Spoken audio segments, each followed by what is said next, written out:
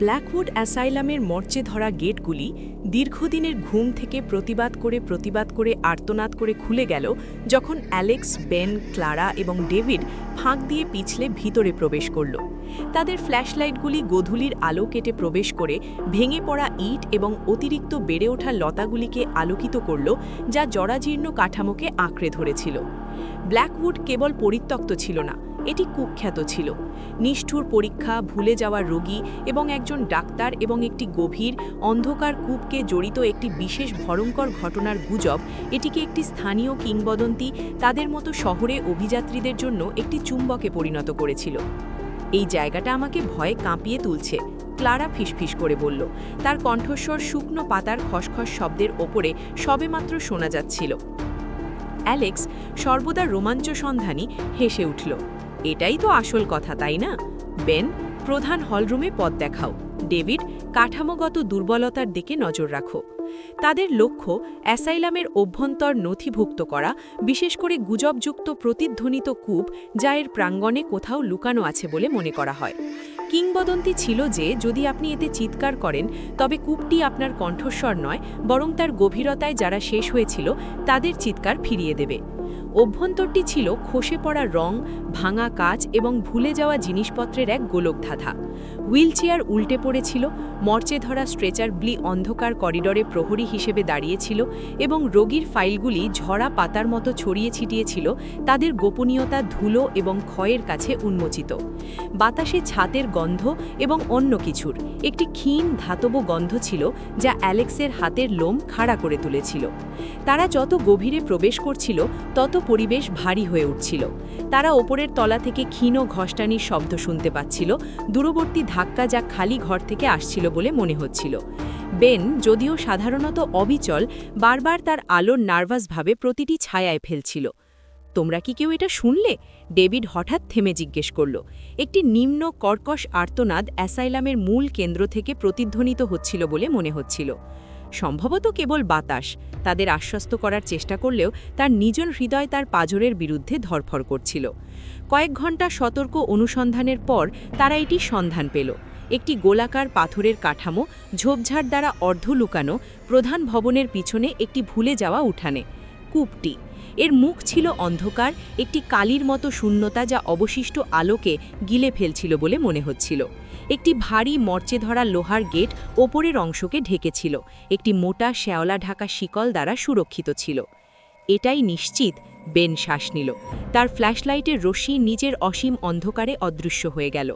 গভীরতা থেকে একটি ঠান্ডা বাতাস ভেসে এলো, সঙ্গে নিয়ে এলো একটি ক্ষীণ অসুস্থ মিষ্টি গন্ধ। ক্লারা, তার মুখ ফ্যাকাশে, এক পা পিছিয়ে গেল। আমার এটা ভালো লাগছে না বন্ধুরা, চলো যাই। কিন্তু অ্যালেক্স মুগ্ধ ছিল। প্রতিধ্বনি চেষ্টা না করা পর্যন্ত নয়। সে তার ব্যাগ থেকে একজোড়া ভারী বোল্ট কাটার বের করল। এই শিকলটা খুলতে আমাকে একটু সাহায্য করো, বেন। অনেক চেষ্টার পর তারা মর্চে ধরা শিকলটি ছিঁড়তে সক্ষম হলো। গেটটি একটি ঘষরানি শব্দ করে একপাশে সরে গেল, কূপের খোলা মুখ প্রকাশ হলো। ভিতরের অন্ধকার আরও গভীর বলে মনে হচ্ছিল, প্রায় একটি শারীরিক উপস্থিতির মতো ছিল। কে প্রথমে যেতে চাও? অ্যালেক্স চ্যালেঞ্জ করল। তার নির্ভীকতা ক্ষীণভাবে লুকানো ছিল। নীরবতা। তারপর ডেভিড, সর্বদা শান্ত, এগিয়ে গেল, তার চোখে একটি অদ্ভুত সংকল্প। সে কিনারার বরাবর ঝুঁকে পড়ল, তার মুখে হাত রেখে একটি তীক্ষ্ণ চিৎকার ছাড়ল। কূপটি শব্দটিকে গিলে ফেলল। এক মুহূর্তের জন্য কিছুই ঘটল না। তারপর ধীরে ধীরে ক্ষীণভাবে একটি প্রতিধ্বনি উঠতে শুরু করল, কিন্তু এটি ডেভিডের কণ্ঠস্বর ছিল না। এটি ছিল কান্নার একটি কোরাস, শ্বাসরুদ্ধকর কান্না এবং নিম্ন শোকাবর্ত আর্তনাদ, যা ক্রমশ উচ্চতর, আরও স্পষ্ট হয়ে উঠছিল। মনে হচ্ছিল হাজার হাজার নির্যাতিত কণ্ঠ অতল গহ্বর থেকে উঠে আসছে, একসঙ্গে চিৎকার করছে। ক্লারা কানে হাত চাপা দিল, তার মুখ দিয়ে অশ্রু গড়িয়ে পড়ছিল। এটা থামাও, হে ঈশ্বর, এটা থামাও। বেন পিছিয়ে গেল, তার মুখ ভয়ে নীল। এগুলো প্রতিধ্বনি নয়, এগুলো হলো তারা। কূপ থেকে আসা চিৎকার তীব্রতর হয়ে উঠল, বিশুদ্ধ যন্ত্রণার একটি বিশৃঙ্খল সিম্ফনিতে রূপান্তরিত হল।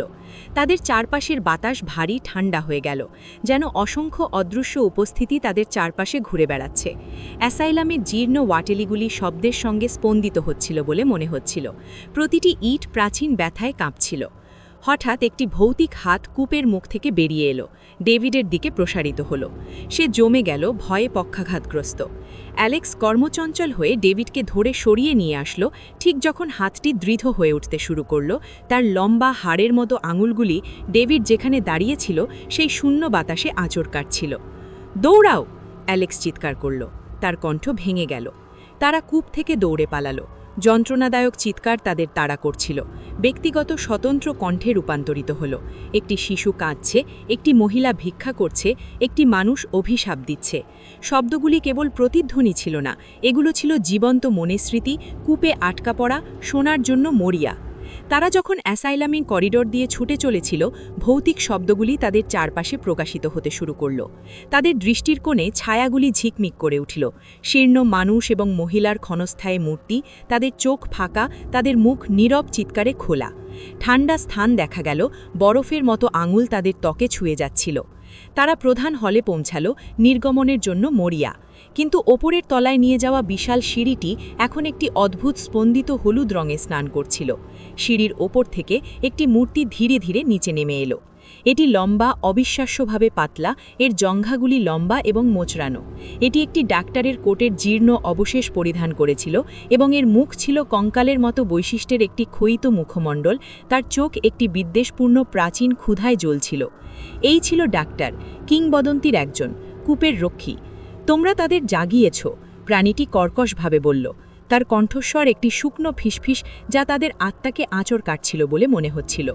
এখন তোমরাও তাদের সঙ্গে যোগ দাও। আতঙ্ক তাদের গ্রাস করল। তারা পালানোর জন্য ঘুরল, কিন্তু যে প্রস্থান দিয়ে তারা প্রবেশ করেছিল সেটি এখন নির্যাতিত মুখের একটি ঝিকমিকে স্বচ্ছ ওয়াল দ্বারা অবরুদ্ধ ছিল। তাদের মুখ হাঁ করা, তাদের চোখ তাদের দিকে স্থির। ডাক্তার একটি কঙ্কালের মতো হাত তুলল এবং অ্যাসাইলাম নিজেই জীবন্ত হয়ে উঠল বলে মনে হলো। দরজাগুলি ধপধপ করে বন্ধ হয়ে গেল, ছাদের থেকে ধ্বংসাবশেষ পড়ল এবং রোগীদের ভয়ঙ্কর ফিসফিস প্রতিটি কোণে ভরে উঠল, তাদের ওপর চাপ সৃষ্টি করল।